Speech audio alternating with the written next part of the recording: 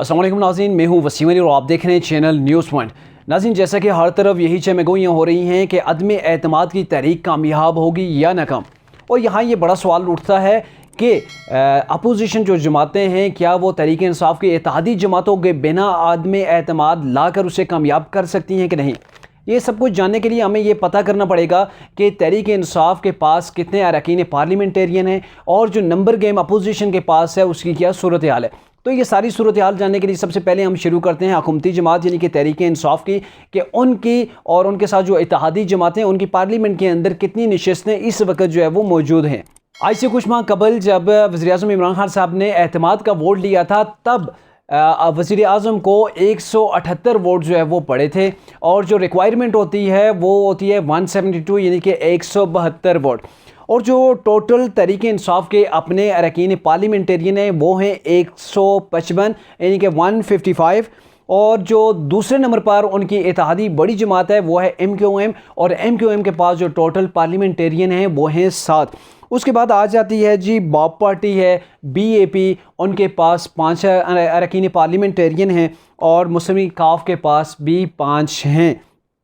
GDA के पास 3 parliamentarian हैं और अवामी नेशनल पार्टी के पास 1 रुकनी असम्बली है। अब ये सारे मिला के जो टोटल वोट बने हैं वो 178 बने हैं और ये सारे जो हैं इत्तेहादी हैं, जितनी भी जमातें जो मैंने आपको गिनवाई हैं, जिनके वोट आपको गिनवाए हैं, ये हैं तहरीक इंसाफ यानी कि हुकूमत के इस वक्त जो है वो इत्तेहादी हैं। ये टोटल जो तादाद बनी है 178 है। अब आते हैं जी अपोजिशन की क्या स्ट्रेंथ है वो मालूम करते हैं। तो कुल जो अपोजिशन के पास स्ट्रेंथ है वो 162 162 है और इसमें से जो मेजर पार्टी है, सबसे बड़ी अपोजिशन की पार्टी है वो है पाकिस्तान मुस्लिम लीग नून, और उनके पास पार्लियामेंटेरियन की जो तादाद है वो है 84। और जो दूसरे नंबर पर बड़ी पार्टी है वो है जी पीपल्स पार्टी के बाद पीपल्स पार्टी के पास जो है वो 57 यानी कि 57 जो है वो अरकान मौजूद हैं। और उसके बाद जो बड़ी पार्टी है, तीसरे नंबर पर अपोजिशन पार्टी है वो है मुत्तहिदा मजलिस अमल, उनके पास 15 अरकान पार्लियामेंटेरियन हैं। BNP के पास 4 हैं, अवामी नेशनल पार्टी के पास 1 है और 2 जो अरकान हैं वो आज़ाद हैं जो अपोजिशन के साथ चल रहे हैं। अब ये टोटल अपोजिशन की जो स्ट्रेंथ है वो 162 है और हुकूमत के पास है 178, और वज़ीर आज़म को जो वोट चाहिए होते हैं वो 172 चाहिए होते हैं। और इस वक्त ये टोटल डिफरेंस जो है वो आपके सामने आ गया है। इसके बाद जो टोटल इनको रिक्वायरमेंट है 172 अगर ये कर लेते हैं तो उसमें जो है वो नया वज़ीर आज़म को मुंतखब किया जा सकता है। अब यहाँ नंबर गेम जो है इसमें ये मामला है कि इन्होंने अगर पार्लियामेंट के अरकान जो इत्तेहादी जमातें हैं तहरीक इंसाफ की, वो जो बड़ी जमात है वो है MQM, और MQM के बाद अगर कोई बड़ी जमात है तो काफ लीग है, और अगर इनमें से किसी एक को भी तोड़ लेते हैं तो मुस्लिम नून को यानी कि अपोजिशन को, मुस्लिम नून पीपल्स पार्टी की जो सारी जमातें हैं इनको बड़ी जो है वो तवानाई वहाँ से मिल जाएगी। और चूँकि तहरीक इंसाफ के अंदर से काफ़ी सारे पार्लियामेंटेरियन हैं जिनके राबते हैं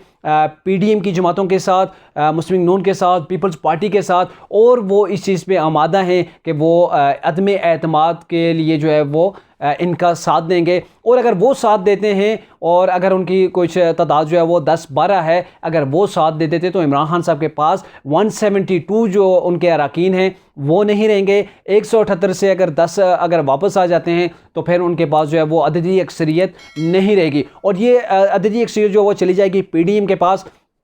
और अगर बात करें इत्तेहादी जमातों की, तो इत्तेहादी जमातों अगर काफ लीग आ जाती है, MQM आ जाती है, या इन दोनों में से एक जमात भी आ जाती है, और जिन लोगों ने राब्ते किए हुए हैं हुकूमत के अंदर से यानी कि तहरीक इंसाफ के जो अपने हैं, जैसे जंगीर तरीन ग्रुप है, और जंगीर तरीन ग्रुप का ये दावा है कि उनके पास 7 पार्लियामेंटेरियन हैं जो कि PDM के साथ अभी उनके बातचीत चल रही है कि हो सकता है कि वो PDM के साथ जो है वो शामिल हो जाएं, और अगर साथ भी शामिल हो जाते हैं तो तहरीक इंसाफ के पास 171 जो है वो वोट बाकी रह जाएंगे। और अगर आज देखा जाए तो जमात इस्लामी है, जमात इस्लामी के पास 1 वोट है। वो वोट जो है वो उन्होंने बताया था पिछले दिनों जब उनकी मौलाना फजल रहमान से मुलाकात हुई थी, तो उन्होंने ये कहा था कि हम ये वोट जो है देने को तैयार हैं PDM के साथ जो है वो हम चलने को तैयार हैं, लेकिन शर्त यह है कि जो नई हुकूमत जो नया सेटअप आएगा उसे लॉन्ग टर्म के लिए जो है वो इस्तेमाल न किया जाए, उसे जो है वो महदूद मुद्दत के लिए हो और नए इलेक्शन की तरफ बढ़ा जाए।